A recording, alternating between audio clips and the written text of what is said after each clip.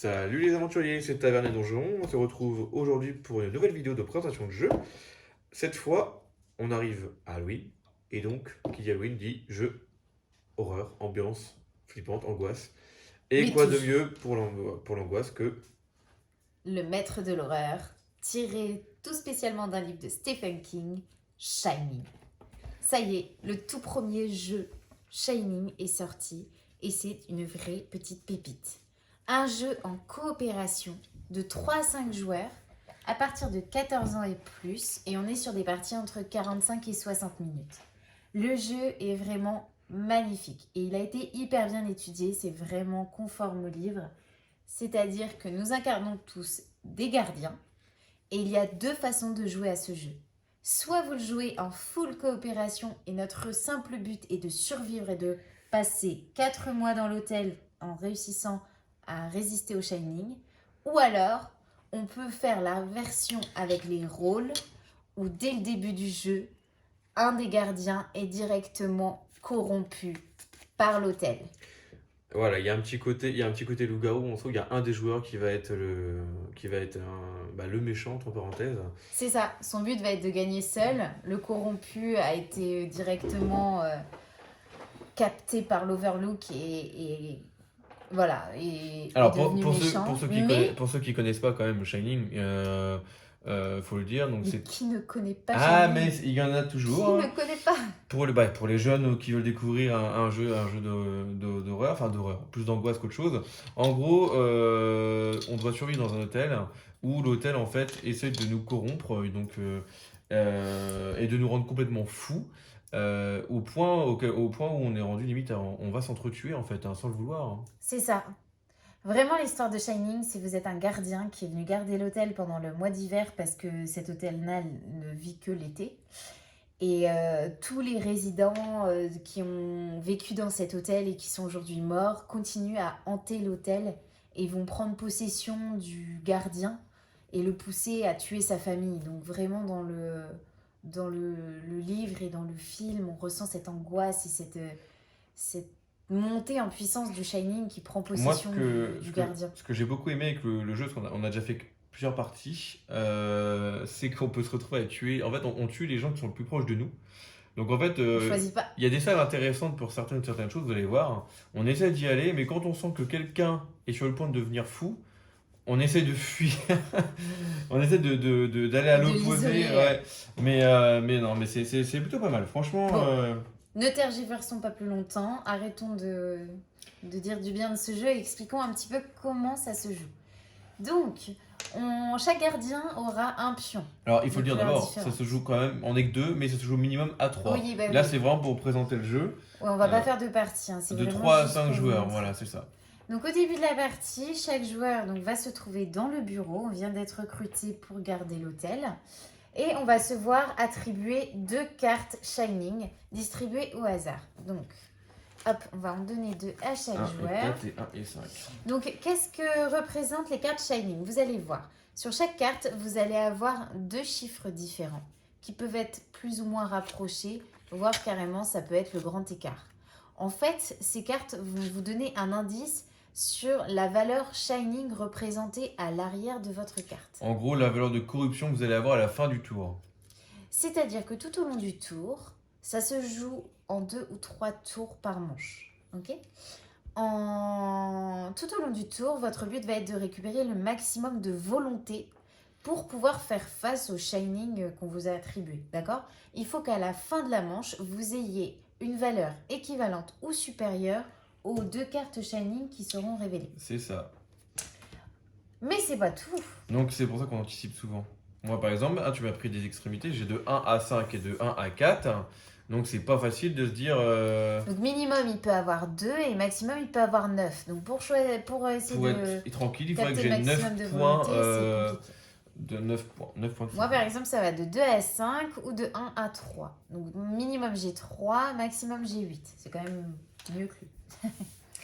Oui. Chaque joueur va aussi avoir 3 points de vie, car quand quelqu'un est possédé par le Shining, il va attaquer les autres joueurs, et donc on va perdre des points de vie. Si un gardien meurt, on a tous perdu. Alors faut pas croire, ça part très très vite. Croyez-moi, les points de vie partent à une vitesse parce que des fois on se retrouve à faire désolé, je suis obligé de t'attaquer. On fait un jet et là on fait perdre 2 points de vie d'un coup. Donc ouais, non, c'est. Ah oui, ça peut aller très très vite. Vous allez retrouver ici les jetons de réserve de volonté qu'on retrouve là face visible. Là, elles sont face cachée. Vous allez voir pourquoi. On va vite les rechanger. Chaque jeton utilisé pendant une manche est défaussé. On ne les remet pas dans la réserve. Donc, ça part aussi très vite. Sachant qu'il y a au moins 4 manches. Vous allez aussi avoir les cartes événements. À chaque tour, on va révéler un événement qui va avoir un incidence sur le jeu. Ça aussi, je trouve ça pas mal parce que du coup, la rejouabilité, elle est présente. Ouais. Les événements vont soit bloquer des Vraiment salles. modifier, Ouais, non, c'est plutôt pas mal. la façon de jouer. Et enfin, il y a les cartes rôles. Donc pour une première partie d'initiation, il est conseille de ne pas jouer avec les rôles, c'est-à-dire qu'on fait vraiment tout en coopération. Il n'y a pas de corrompu. Une fois qu'on a bien maîtrisé le jeu, intégrer les rôles, ça rend vraiment le jeu parfait parce que il y a une certaine méfiance envers les autres, on ne sait pas à qui faire confiance et voilà. Il y a un doute qui s'installe envers tous les joueurs et c'est assez drôle à jouer. Donc par exemple, on va faire rapidement une première partie pour expliquer un petit peu les déplacements, les cartes événements et tout le tralala. Vous allez voir, au niveau jouabilité, c'est très simple. Hein. C'est vraiment très simple. Donc par exemple, premier événement, donc il y a une couleur. Quand je vous disais que ça se joue en 2 ou 3 tours par manche, ça joue avec la couleur. La première événement, c'est un violet. Si au deuxième événement, on retire une carte violette, ce sera le dernier tour. Par contre, si c'est une carte neutre ou une carte verte, on pourra faire un Ah oui, non, troisième mais tour. c'est pour ça que ça peut aller très très vite parce que Mm. souvent on se dit, bon, bah c'est bon, il y a très peu de chances que ce soit une deuxième carte de la même couleur. Au final, ça l'est et on a eu le temps de récupérer que dalle de points. Donc on peut être plusieurs en fait à se taper dessus. Au final, C'est ça. c'est ce qui est arrivé à Niafra. On était sur 5 joueurs, on devait être 3 être corrompus. Oui, ça Ouais, va très très vite. c'était la folie. Donc là, on retrouve toute la beauté du jeu et le petit clin d'œil au livre. Donc pendant ce tour, la loge du gardien est inaccessible. Et en fait, tout le reste de la carte, c'est redondance et ils réécrivent la même phrase comme on a pu voir Jack le faire sur sa machine à écrire. Bref. Allez. Donc là, pendant ce tour-là, on n'aura pas le droit d'aller dans la loge du gardien. Donc le principe, c'est que chaque salle a un effet particulier. C'est ça. En fait, vous avez donc tout est indiqué aussi sur les différentes salles en dessous. Vous avez les Je vais textes. être rouge et je vais décider d'aller dans le salon Colorado. Moi, je vais être bleu. Donc là, ajoutez un jeton, puis prenez un jeton. Donc je vais ajouter un jeton de la réserve ici et j'ai le droit de choisir un jeton. Bah, je vais prendre une batte. Ça me rapporte directement 3 points de volonté. Donc là, on va faire jouer le joueur jaune. Donc le joueur jaune, il va aller au salon doré. Donc dans le salon doré, prenez le jeton le plus élevé de tous les jetons Eh disponibles. ben, il est obligé de prendre le 2. Le 2. Pourquoi? Parce que le jeton bourbon, hein, parce que quand on boit à l'hôtel Overlook, on s'en sort mieux que les autres, on a plus de volonté. Eh oui, en fait, ça se multiplie. En fonction des bourbons qu'on a, mais ça se multiplie C'est- au carré. Voilà, c'est pour ça que vous avez un petit X. Si on en a 2, ça fait 4 points directement. Si on en C'est a ça. 3, ça fait 9. 9 points, etc. À toi. T'es bleu. Eh ben, de toute façon, j'ai pas. Alors, on peut évidemment se déplacer que d'une seule case. Non, Non. c'est ça la particularité. On peut se déplacer d'une seule case gratuitement. Oui, voilà, bah, c'est ce que j'allais dire. Après, sinon, il faut payer. Mais au début, j'ai rien. Enfin, Bah, tu peux payer des jetons de volonté de la réserve. Ouais, C'est mais là alors où on vu que paye. c'est un jeu coopération, il faut éviter aussi de faire ça parce que évidemment, on peut en fait se débarrasser de plusieurs jetons pour essayer d'avancer le plus loin possible. Ça, c'est s'il y en a un qui va devenir fou, je vous Ou conseille s'il de y a le une faire. salle qui est plus intéressante pour une Oui, une voilà, fin de partie. là c'est le début. Moi, je peux tenter un 9. De toute façon, vu que c'est 9, moi je vais tenter les bourbons. Moi, je vais prendre à boire. Ok. Donc une fois que les jetons d'une réserve sont pris, on ne peut pas les remettre. On les remet qu'à la prochaine manche. Au prochain tour. Oui. Au prochain tour. De plus, on ne peut pas rester dans la pièce dans laquelle on était dès le début. On est obligé de bouger. Donc moi, par exemple, c'est à moi. On va révéler un autre Sinon, événement. c'est trop simple. Non, c'est à chaque manche, hein, qu'on remet. Donc là, on aura le droit à 3 tours. Pendant ce tour, le labyrinthe est inaccessible. Donc là, on n'a pas le droit d'aller dans le labyrinthe. C'est pas trop grave pour ce tour-là. On vous expliquera tout à l'heure pourquoi le labyrinthe est important. Oui, Eh il nous a bien servi. Ouais. Tu fais quoi? Et ben moi, je vais dépenser 2 jetons de la réserve. Eh oui, je suis dépensière. Et je vais aller dans la cuisine. Hmm. Donc prenez un jeton et déplacer quelqu'un dans n'importe quelle pièce. Donc je vais aller ici et je vais déplacer notre ami jaune ici. Du coup, il est obligé de prendre le jeton. Non. Ça fait pas l'effet de la salle. Je l'ai juste déplacé Ah oui. ici. Et donc notre ami jaune va aller ici et il va récupérer un jeton. Ah oui, non. L'effet de la pièce, c'est d'abord on en met un et après on en récupère. Parce que moi, je vais faire ça. Tac, pour récupérer le bonbon. Donc là, j'aurai déjà 4 points. Pour pas devenir fou. Donc dernier tour. Alors attends, prenez le jeton le moins élevé. Regardez la première carte évidemment de la pile et vous pouvez la remplacer. C'est ça, soit tu la laisses au-dessus, soit tu la mets en dessous du paquet. Oh, ça change rien. Je vais la laisser au-dessus. Ok, donc là on la révèle. Placez tous les joueurs dans le salon doré. Là-bas. Ok. Donc je vais commencer. Écoute, je vais devoir payer 1 pour aller ici. Donc je vais révéler un jeton. Je vais prendre la boîte. Notre ami jaune, je pense qu'il va faire la même chose. Pouf. Et il va révéler. Et donc lui, il va prendre. Il faut combien? 7, 5, 6, 7. Hop, il va être bon. Lui, il est bon. Moi, je vais être bon aussi. Moi, je vais aller à la cuisine. Prenez un jeton, déplacez n'importe quel autre joueur dans une pièce adjacente. Donc là, par exemple, dans ce cas de figure-là, si on a un doute sur le jaune, admettons, il n'est pas récupéré la batte. Il n'a que 4 points de volonté, alors que son Shining peut monter jusqu'à 7. Il y a toujours une solution pour ne pas qu'il nous tue. Surtout toi ou de lui-même, vu que c'est un jeu en coopération, il peut le décider de lui-même.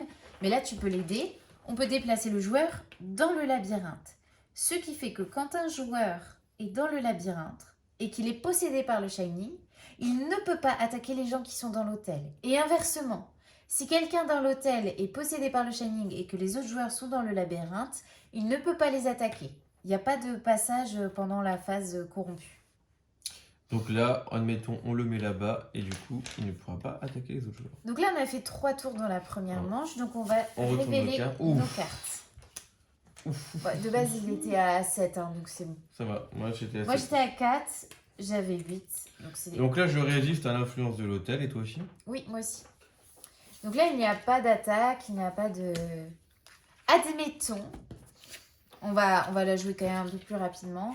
Donc, il n'avait pas ça. Il était dans l'hôtel avec nous. On va simuler un combat. Voilà, on va simuler un combat. Donc là, notre joueur jaune est possédé par le Shining. Et il attaque le joueur le plus proche, donc moi qui suis rouge. Donc pour ça, le joueur jaune va lancer 2 dés. Sur le dé noir, si une tache de sang apparaît, je perds un point de vie. Si c'est une face noire, je n'ai aucun dégât. Sur la face de dé blanc... ça dépend de ses jetons volonté. Là, évidemment, il a pris des jetons volonté d'armes. Donc, s'il fait le sigle du couteau, il m'infligera 1 point de dégâts supplémentaires. Si c'est n'importe quel autre sigle, ça ne me fera rien. Ok? Donc, pour exemple, hop. Eh ben, j'ai rien du tout. Voilà, rien du tout. Je survis. Donc voilà, il y a quand même de l'aléatoire, c'est-à-dire que quand quelqu'un est possédé, c'est pas fatalement de gros dégâts en perspective. On peut même perdre 2 points de vie en prenant l'ascenseur aussi. C'est ça. Donc vous allez voir, il y a l'ascenseur qui est ici et qui relie 3 pièces entre elles. Quand vous êtes dans une de ces pièces et que vous voulez directement vous déplacer, par exemple dans la loge du gardien sans avoir fait tout le tour, vous pouvez lancer le dé de l'ascenseur. Voilà. Donc si vous faites une face vide, vous prenez l'ascenseur sans souci. Que ce soit n'importe quelle face, même avec les armes, vous pouvez prendre l'ascenseur sans souci. Par contre, si vous tombez sur cette face-là, vous avez une vague de sang déferlante qui sort des portes de l'ascenseur et qui vous fait perdre un dégât. 1 point de vue en moins, juste en prenant l'ascenseur. C'est comme les boules. Hein. Ouais. Surtout qu'après, on peut en perdre 2 facilement. En même temps, quand une marée de sang t'atterrit dans la tête, ça fait... Et tu vois, moi, s'il y a un seul truc que je dois redire au jeu, c'est qu'il manque la salle de bain. Mais c'est la chambre 237, ça. Ouais, je sais, mais ils auraient pu insister sur ça. D'ailleurs, on a quand même le jeton premier joueur. Donc le premier joueur tourne à chaque tour. Et pour désigner le premier joueur, c'est la chambre 237. Et donc voilà. Donc vous avez les 4 tours à faire en coopération. Le 5e mois peut être un niveau de difficulté que vous décidez d'intégrer de vous-même dans une partie en full coopération. Par contre, si vous jouez avec les rôles, le 5e mois intervient si vous n'avez pas découvert qui était le corrompu. C'est-à-dire que quand on joue avec les rôles, une fois pendant la partie, on a le droit, quand on a un doute, de désigner quelqu'un et dire, par exemple, toi, je suis sûre, c'est toi le corrompu. Dans ces cas-là, les 2 personnes révèlent leurs cartes. Si la personne a eu tort et que ce n'est pas le corrompu, jusqu'à la fin de la partie, tous les joueurs ont +1 en Shining. C'est-à-dire que les cartes qu'on a face cachée seront augmentées de 1. À défaut, si on trouve le corrompu, donc le corrompu continue à jouer, mais à chaque phase, jusqu'à la fin de la partie, on aura toujours +1 en volonté. Donc ça peut quand même modifier pas mal la partie. Et donc si on ne trouve pas le corrompu, si on révèle quelqu'un d'autre, le corrompu va aller bousiller l'autoneige. Et du coup, on ne peut pas s'enfuir au 4e mois avec l'autoneige. On est obligé d'attendre le 5e mois et d'attendre la fin de l'hiver. C'est pour ça que c'est pas mal. Pour partir de l'Overlook. Ouais, on peut même augmenter les difficultés, ça c'est intéressant. Ouais.